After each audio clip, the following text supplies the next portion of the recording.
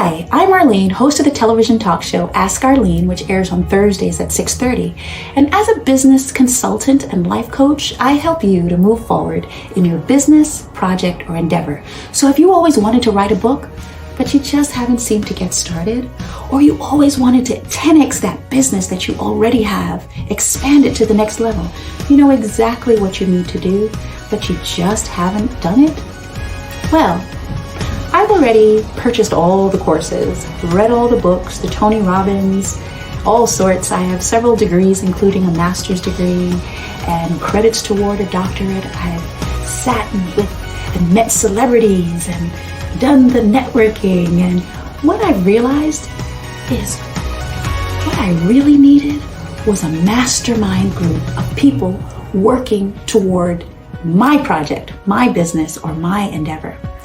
So what I've done is met with coaches and met with experts and put them together to work on your project. So join us today for our Mastermind networking group. I'll see you there. Click the link below and join us.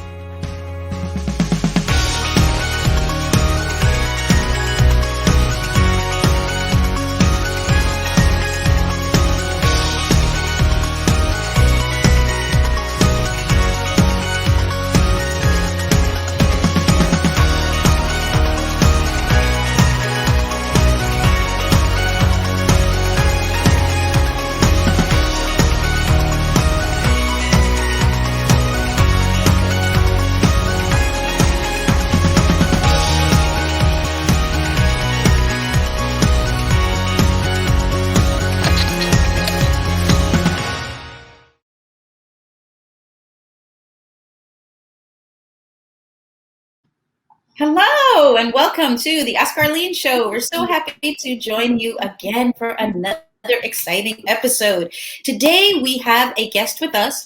Her name is Miss Karen Doniere, and she is with Karen Doniere Consulting. And she is what you call a forgiveness coach. And this is very exciting stuff, guys, because forgiveness affects all aspects of our lives. If you have heart disease, or you have some sort of diabetes or some sort of ailment, this concept of forgiveness can possibly help you lose that extra 10 extra pounds and become more whole and become more successful and become more dis-ease free. Yes, guys, I said it. Even weight loss, dis-ease free. So I want to tell you a little bit of a story. So a couple of years ago, and this is one of the reasons why we have Miss Doniere on the show as a coach that deals with forgiveness. So a couple of years ago, I went through a very traumatic situation, and I was told that it would certainly affect me for life, because unless I was able to forgive the situation. And so it was very, very traumatic, and I didn't really want to forgive. And so I held on to it. And what I found was I had this incredible eczema on my hand, and it would not go away. And at one point, I went to the doctor, and I was getting creams and lotions and all sorts of things to put on my hand. But what I found is that once I was able to forgive, all of that went away. So today I'm introducing you to a coach extraordinaire in the area of forgiveness. Hello, Karen Doniere. Hi, Arlene. How are you? Great. How are you? I am well. Thank you. Thank you so much for having me. Wonderful. We know that you're an expert in this because you've been doing this for 6 years and then some.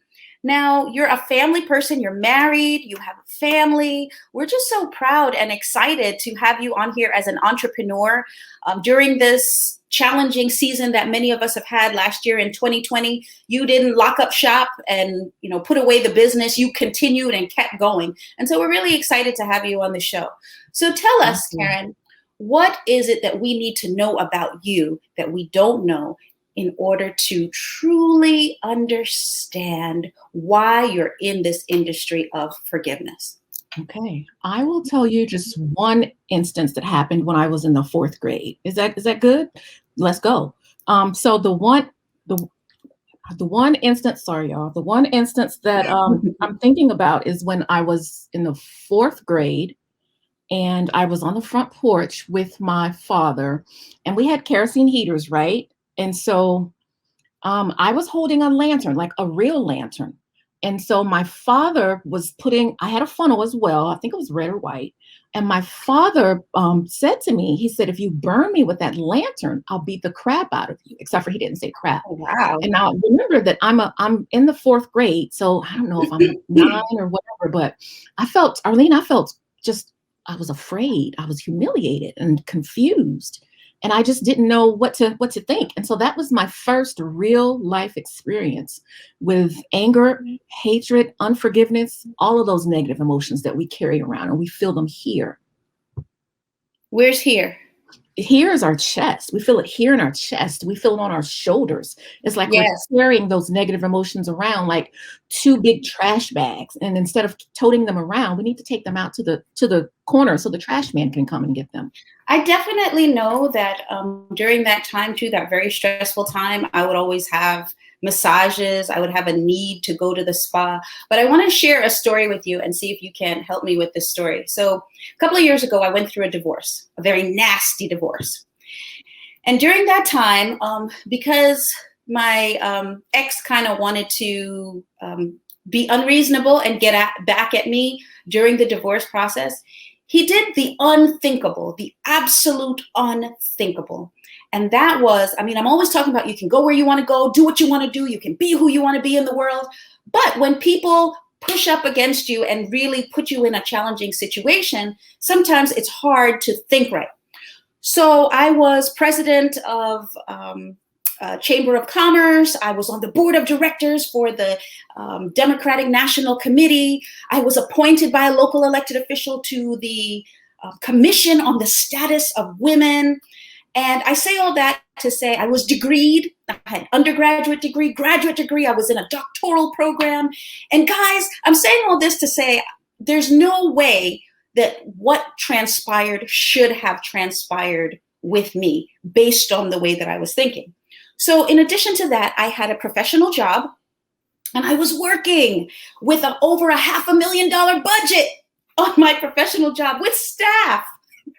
Lo and behold, I'm going through this divorce and I call one of the women from the Commission on the Status of Women and I tell her the situation. And she says to me, well, I can't help you. But one of the things that I know sometimes happens when people are going through these situations is that the spouse will try to attack the other person and say that their mental status is not correct so that they can have custody and, just be on the upper hand and win. So after all of this, as I said, I was on a first name basis with even the county clerk.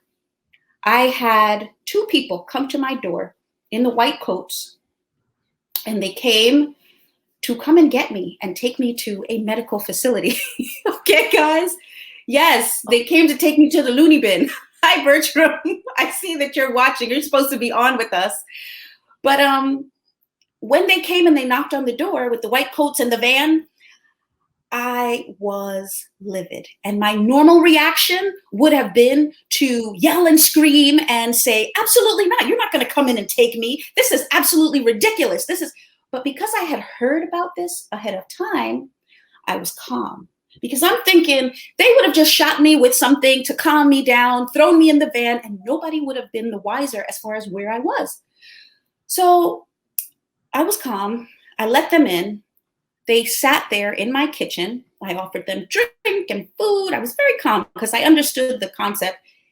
And after over an hour of questions, ridiculous questions, stupid questions, of my answering those questions, they finally said, okay, enough. We're not going to come back again. You're not going to see us again. We're going to just consider it a divorce dispute. And they closed the case. Now, when I think of where I could have been had I not known what was coming, I was very angry. And even as I tell the story, I remember. Okay, so You're the forgiveness coach. We have since risen above it. We've moved on. It's been very many years. We talk nicely to each other now, but I still remember that incident, that unspeakable incident where somebody really tried to get at me in a way that they shouldn't have. So how do I forgive?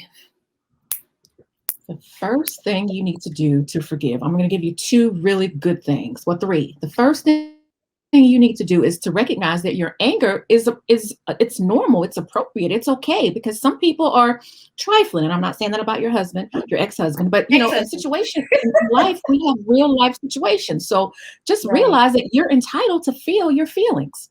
And sit with them for a little while and feel it. It's like you were injured. Your arm hurts. So you've been injured. Yes. So you have a right to feel how you feel, and nobody can judge you for feeling that. Okay. That's the first thing. The second thing is to recognize that, just say that I want to forgive, or I know I want to forgive. Yes. So you have to declare it. I'm going to forgive. I know I want to forgive. I may or may not be there yet, but put that out there, and you make that decision ahead of, hey, I'm going to forgive. And it has nothing to do with the other person. That's a myth about forgiveness, is that it has something to do with the other person. It has to do with your own declaration. It has to do with you, and you. No one else. Because it doesn't matter whether you get the apology, you don't get the apology, all the benefits that you reap, you reap those beautiful forgiveness benefits. And we talked about it at the beginning of the show. Some of the benefits that you reap if you have dis-ease in your body, you can actually alter that by tapping into this thing called forgiveness. We have many people that are doing our 5,000 step per day challenge, where we get up in the mornings and we walk together so that we can become more healthful. But one of the key ways to releasing some of that excess that we're holding on to is by releasing the anger that people have and just forgiving others. But I know that it's not that easy for many of us. And there's this concept out there, and it's a negative connotation, especially about women of color, that we're angry people. So how does this affect us as women of color, this concept of forgiveness? We do get that thing that we're negative and we're angry all the time, but we're not. We're actually very happy and very joyful and very peaceful. It's just those individual situations that come our way, those microaggressions that we get all day from our coworkers and our neighbors and things like that. And then when we respond, sometimes appropriately, we get the connotation that we get that thing put on us, that title, unfair title, that we're angry. And it's just so untrue and unfair. Yes. And Isn't that interesting? Or angry Black man. That too. Same thing. They go through so much more than we do as Black women, but we get it all the time. And it's so unfair because it's not accurate. It's a lie. It's a myth. It's a lie. It's an untruth. It's unfair. So let's say you've been going through a situation like in your childhood with your parents, even, because you said yours was in 4th grade, and now you're an adult. I mean, you're a 50-year-old man and you're with your own family and you are needing to move forward, and you think that you've moved forward and you're functioning. How do you know if this thing that happened way back there is still affecting you and still affecting your activities in the way that you interact with others and in the way that you live, in the way that you're causing yourself possible dis-ease? How do you know? As opposed to, many of us have stiff upper lip and we say, yeah, I've moved on. I'm not even thinking about it. I'm not even going to talk about it. Well, that's a great question, Arlene. One of the things that I've learned throughout my research and my years of coaching is that anger, resentment, and grudges, they show up in different areas of our lives. More often, they show up at home. For me, mine showed up at home because I was lashing out.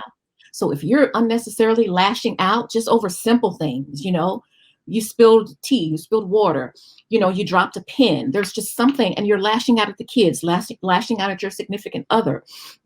That's a huge way. Or you're maybe road rage, maybe just little you're avoiding the other person, whether they're calling, they're texting, whatever. You might be avoiding them if you see them at work because there's some kind of anger or resentment lingering. And the thing to remember about anger and resentment, sometimes that anger is justified, but when it lingers and is left unchecked, that's when it turns into resentment. And both of them coupled together that equals that grudge, because that grudge is when you have that anger, that resentment, desire to get even, you want to hurt them. All those negative emotions equal that grudge. What about in some of our situations where people have been married and now they're divorced, like another gentleman that's supposed to be on the show with us, as well as myself? You have gone through that traumatic situation called divorce, and now you have another opportunity to pick up again and remarry. How do you know that you have actually forgiven fully where that's concerned, so that you can now enter this new relationship with a fresh start and a fresh slate, and that you're not bringing old baggage in?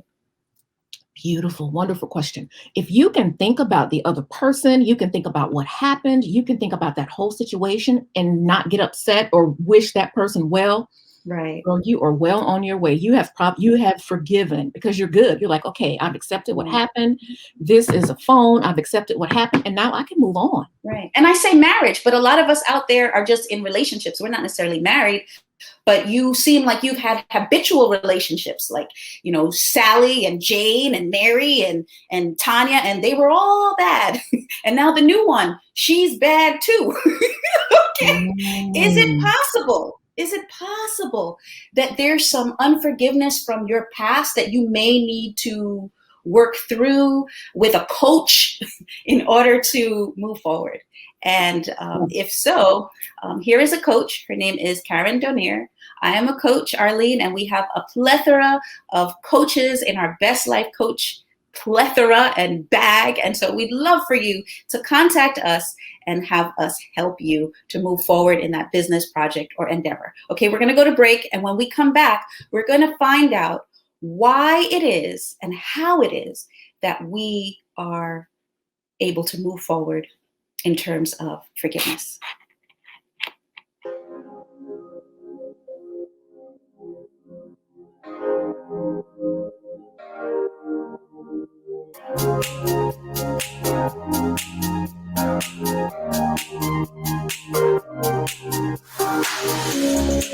I'm Arlene, host of the television talk show Ask Arlene, which airs on Thursdays at 6:30. And I'm here to tell you 2 reasons why you should join our Speakers Bureau training and how to become a world-class speaker.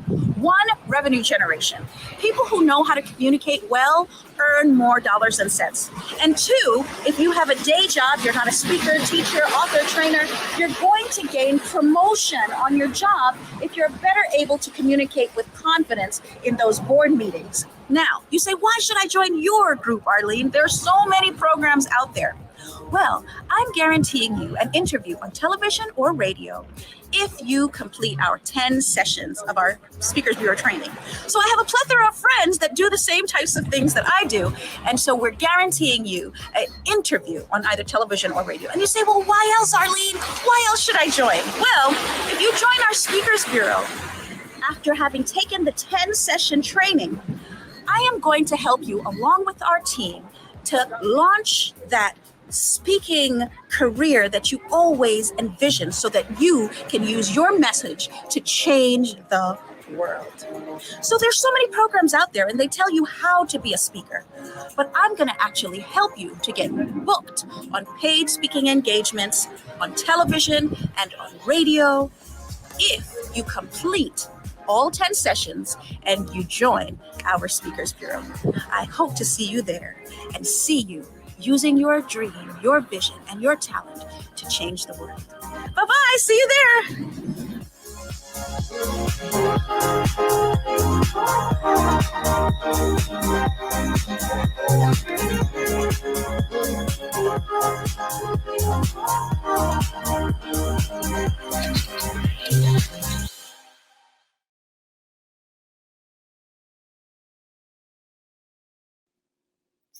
Hello. So we're back. We're back for our last 8 minutes. And I just want to be able to share with you that this is the Ask Arlene Show. This is the show about how to overcome fear, get unstuck, and live your best life. You can go where you want to go. You can do what you want to do. You can be who you want to be. But one of the things that we need to get rid of is this concept of unforgiveness. Okay, so if you're harboring even a morsel, there's a proverb that says, if you have any aught in your heart against somebody else, you should go and clean it up first in order for you to move forward. So we have a coach with us. She is a coach that helps us to forgive. And so we're asking her to share with us some of the tools and tips and techniques that we need in order to forgive. Hello, Karen. Hi, Arlene. So in the last few minutes, before we have to go off, please tell us some of those tools and techniques that we can use in order to forgive those who have wronged us. So I told you the first thing you can do is to acknowledge your feelings, accept what happened without judgment. I left that out because we're not judging ourselves. We're not doing that. Not in 2021. So acknowledge your feelings, make the decision to forgive. Third thing you can do is to start practicing more gratitude, because I know that a lot of us already practice gratitude and journal, but start practicing more gratitude because it takes a lot of the focus off of the other person.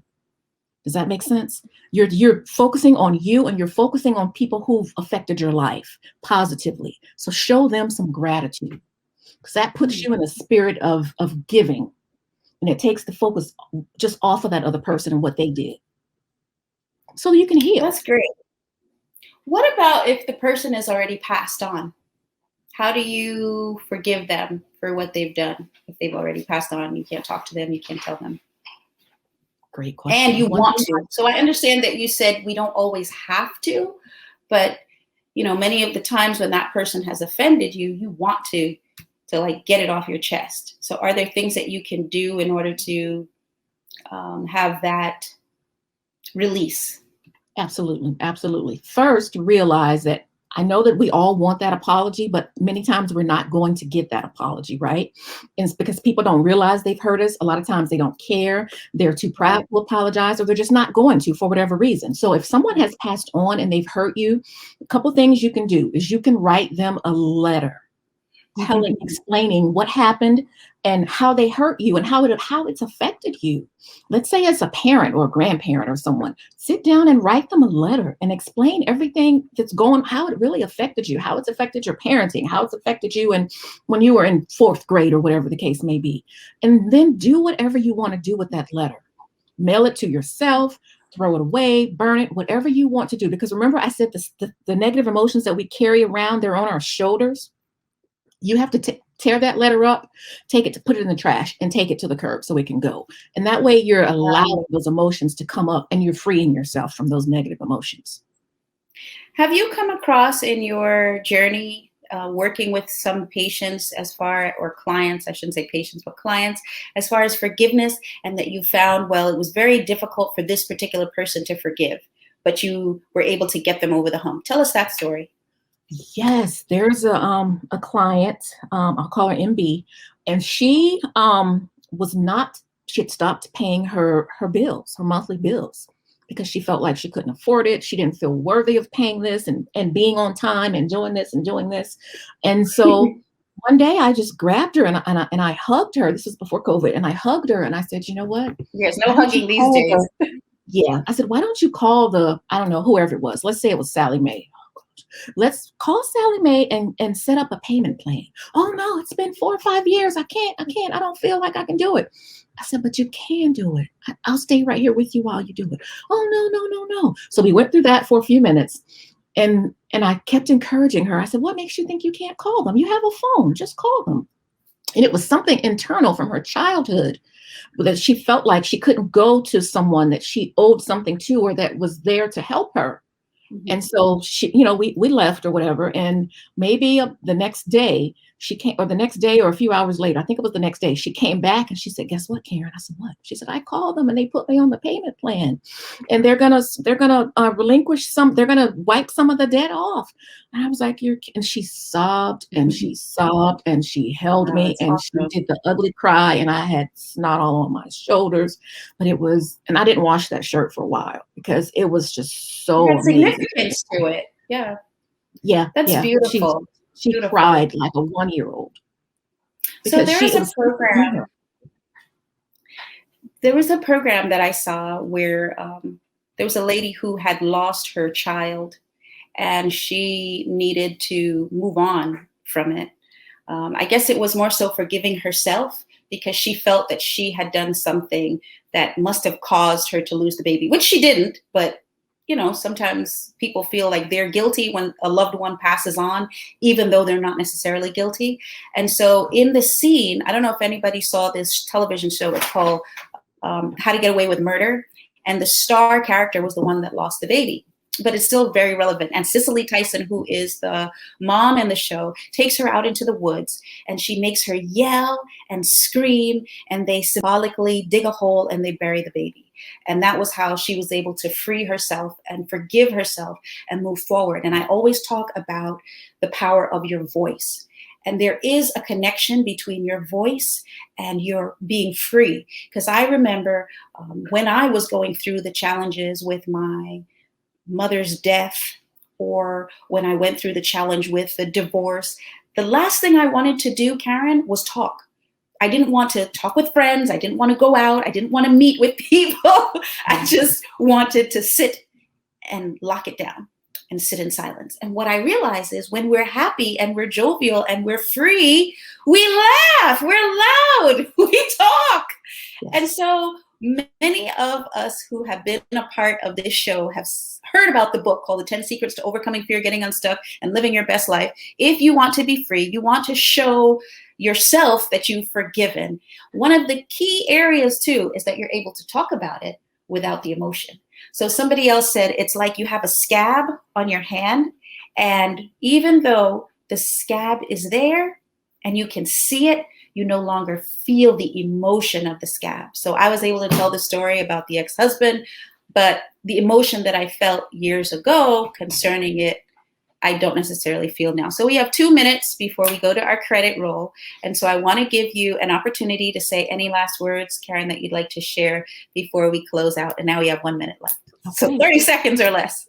Again, thank you for having me. If you are suffering or battling unforgiveness, you can show yourself some extra kindness and grace, and realize that you don't deserve to carry those negative emotions around. You deserve to have more joy, more peace of mind, and mental and emotional freedom. And that's what I'm here for. And I hope that you can, you will be successful. If you want to find me, you can find me on Facebook in Women Being Intentional, and that's where I hang out. Beautiful. Thank you so much for spending the time with us, Karen. It's been a pleasure spending time with you. And thank you, our listeners, because without you, we don't have a show. So I'm going to invite you to please type below and tell us how you were able to move forward from your area of unforgiveness. And also, we'd love to thank all of those that helped us with the show today, Amel and William and Justin. And you guys have a great day. Thank you very much. See you next week, Thursday at 6:30. Bye-bye. I couldn't talk. What? Name some things I'll be without you, good. Stop the growth, I bet you think you could. Said you gon' leave me, man, I wish you would.